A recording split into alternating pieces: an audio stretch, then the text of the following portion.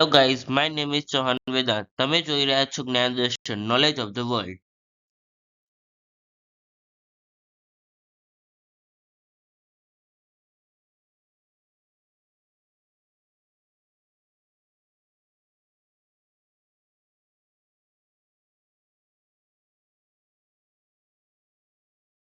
હવે આપણે જોઈશું ગુજરાતી સાહિત્ય. ગુજરાતી સાહિત્યમાં આપણે બે પ્રકારે જોઈશું: મધ્યકાલીન યુગના સાહિત્યકારો અને અર્વાચીન યુગના સાહિત્યકારો. આજે આપણે મધ્યકાલીન યુગના સાહિત્યકારો વિશે જોઈશું.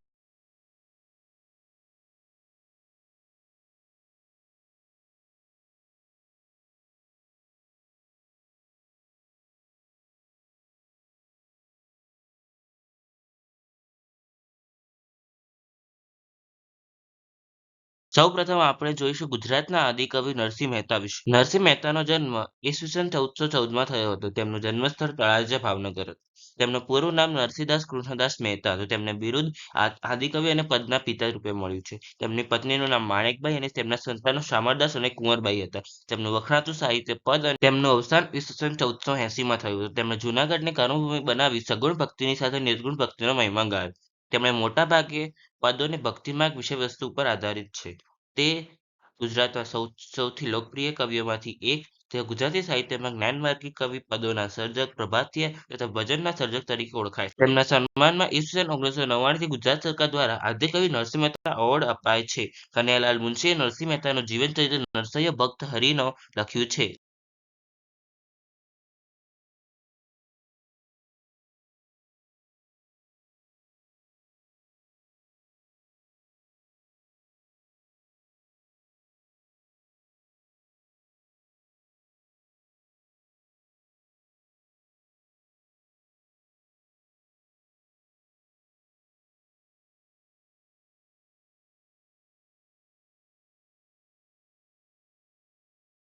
અહીં નરસિંહ મહેતાની વંશાવલી વિશે તમે જોઈ શકો છો.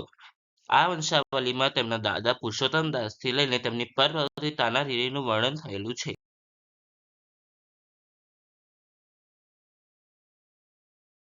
અહીં તમે નરસિંહ મહેતાની મુખ્ય પંક્તિઓ એટલે કે પ્રસિદ્ધ પંક્તિઓ પણ જોઈ શકો છો.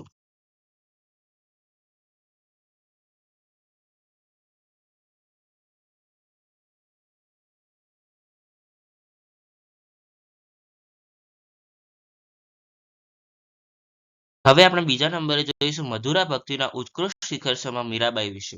મીરાબાઈનો જન્મ ઈસવીસન 1498માં થયો હતો. તેમનું જન્મસ્થળ કુડકી, મેવાડ, રાજસ્થાન હતું. તેમનું ઉપનામ જન્મ જન્મની દાસી અને પ્રેમ દીવાની છે. તેમનું વખણાતું સાહિત્ય પદ છે. તેમના પતિ ભોજરાજ, તેમના ગુરુ રૈદાસ અને તેમનું મૃત્યુ ઈસવીસન 1546માં થયું હતું. ગુજરાતી સાહિત્યના પ્રથમ કવિયત્રી મીરાબાઈ ગુજરાતી સાહિત્યની સાથે સાથે હિન્દી અને રાજસ્થાની સાહિત્યમાં પણ યોગદાન આપ્યું.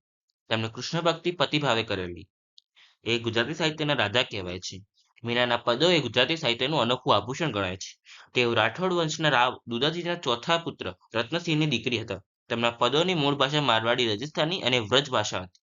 તે માનતા હતા કે ઈશ્વર પ્રાપ્તિનો એકમાત્ર માર્ગ ભક્તિ છે.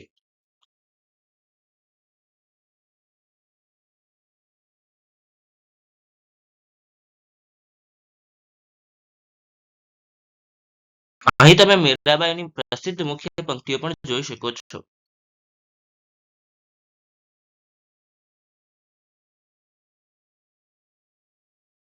હવે આપણે જોઈશું આખ્યાનના પિતા ભાલણ વિશે. તેમનો જન્મ ઈસવીસન 1500માં થયો હતો.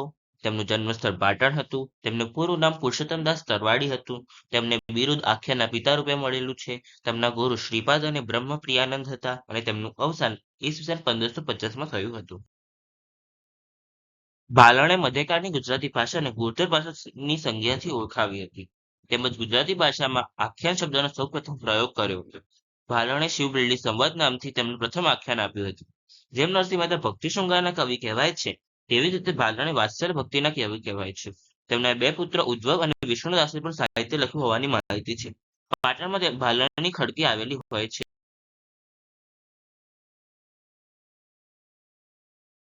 અહીં તમે ભાલણની મુખ્ય પંક્તિઓ પણ જોઈ શકો છો.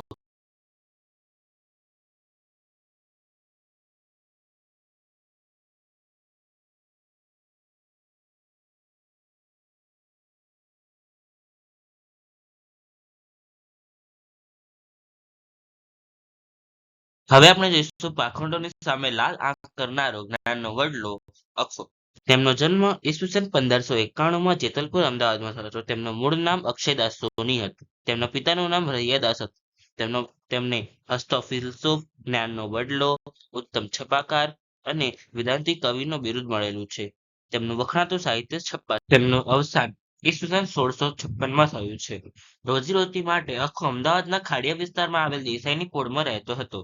આજે પણ ત્યાં અખાનો ઓરડો આવેલો છે. ઉમાશંકર જોશીએ તેમને કાંત દ્રષ્ટા કવિ કહ્યા છે. અખા ઉપર તેમણે અખો એક અધ્યયન પુસ્તક લખેલું છે. કેશવ હર્ષદલાલ ધ્રુવે અખાની કૃતિ અનુભવ બિંદુને પ્રકૃત ઉપનિષદનું બિરુદ આપ્યું છે.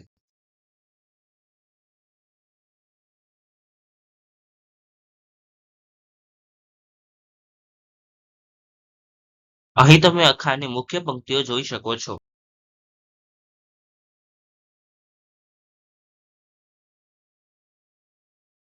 હવે આપણે જોઈશું રસના બેતાજ બાદશાહ પ્રેમાનંદ વિશે. તેમનો જન્મ ઈસવીસન 1645માં થયો હતો. તેમનું જન્મ સ્થળ વડોદરા હતું. તેમનું પૂરું નામ પ્રેમાનંદ કૃષ્ણદાસ ભટ્ટ હતું. તેમનું વખણાતું સાહિત્ય આખ્યાન છે. તેમને મહાકવિ, આખ્યાન શિરોમણી, કવિ શિરોમણીનું બિરુદ મળેલું છે. તેમના ગુરુ રામચરણ હરિહર હતા. તેમના પુત્રનું નામ વલ્લભ ભટ્ટ અને જીવરામ ભટ્ટ હતું અને તેમનું અવસાન ઈસવીસન 1705માં થયું હતું. ગુજરાતને ગુજરાતની ઓળખ આપનારી પ્રેમાનંદ તેમણે આખ્યાનને ઉત્કૃષ્ટ સ્તર સુધી પહોંચાડ્યું હતું. તે સમયે ગુજરાતી ભાષાની કિંમત ભારતની અન્ય ભાષા સામે નગણ્ય હતી. આથી ગુજરાતી ભાષાને અન્ય ભાષા સમોવડી ના બને ત્યાં સુધી પાઘડી નહીં પહેરવું એવી ભીષ્મ પ્રતિજ્ઞા લીધી. પરંતુ જીવનના અંત સમયે તેમના પુત્ર વલ્લભના કહેવાથી તેમણે ક્ષણભર માટે પાઘડી પહેરી હતી.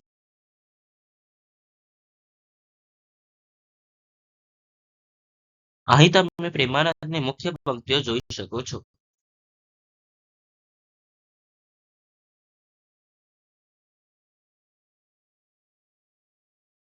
હવે આપણે જોઈશું પદ્ય વાર્તાના પિતા શામળ વિશે. તેમનો જન્મ ઈસવીસન 1694માં ગોમતીપુર અમદાવાદમાં થયો હતો. તેમનું પૂરું નામ શામળ વીરેશ્વર ત્રવાડી હતું. તેમનું વખણાતું સાહિત્ય પદ્ય વાર્તા છે.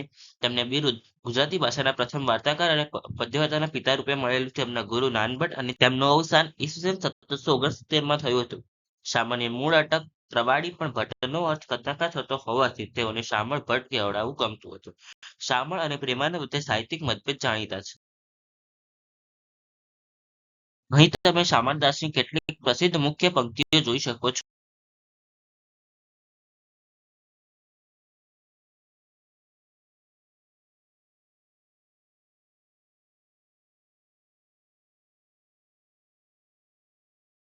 હવે આપણે જોઈશું ગરબીના સર્જક દયારામ વિશે.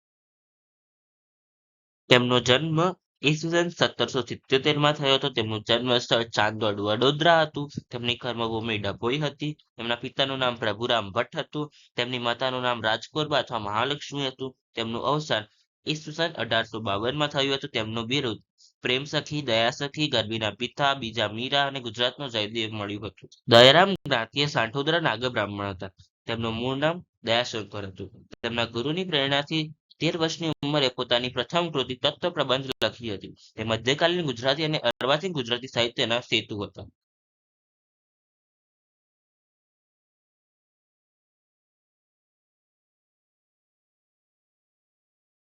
અહીં તમે દયારામની કેટલીક મુખ્ય પંક્તિઓ પણ જોઈ શકો છો.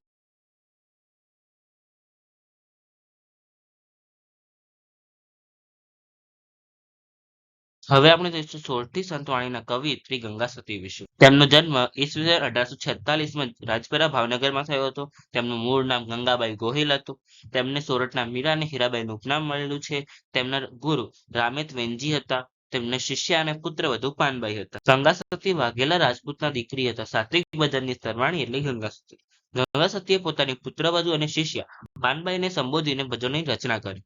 તેમણે પાનબાઈને સંભળાવેલા ભજનોને ભુજરદાસજીએ શબ્દ સ્વરૂપ આપ્યું.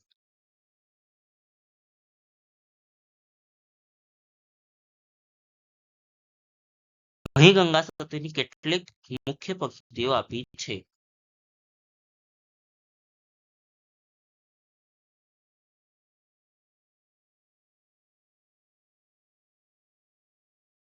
હવે આપણે જોઈશું ગરબાના પ્રણેતા વલ્લભ ભટ્ટ વિશે. તેમનો જન્મ ઈસવીસન 1696માં થયો હતો. તેમનું જન્મસ્થળ અમદાવાદ હતું. તેમણે પોતાની કર્મભૂમિ બહુચરાજી મહેસાણાને બનાવી હતી. તેમનું પૂરું નામ વલ્લભ મેવાડા હતું. તેમને બિરુદ ગરબાના પિતાનું મળેલું છે. તેમનું અવસાન ઈસવીસન 1807માં થયું હતું. વલ્લભ અને ધોળા બંને ભાઈ ગુજરાતી સાહિત્યમાં ગરબાના જનક તરીકે ઓળખાય છે. અમદાવાદના વતની એવા વલ્લભ ભટ્ટ જ્ઞાતિએ મેવાડા બ્રાહ્મણ અને વૈષ્ણવ ધર્મી હતા. જોકે પાછળથી તે દેવી ભક્ત બન્યા હતા.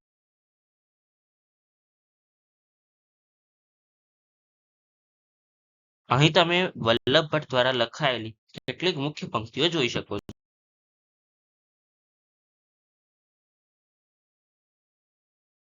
તમને આ વિડીયો સારો લાગ્યો હોય તો આ વિડીયોને લાઈક અને શેર કરો અને આવા વિડીયો બીજા જોવા માટે આ ચેનલને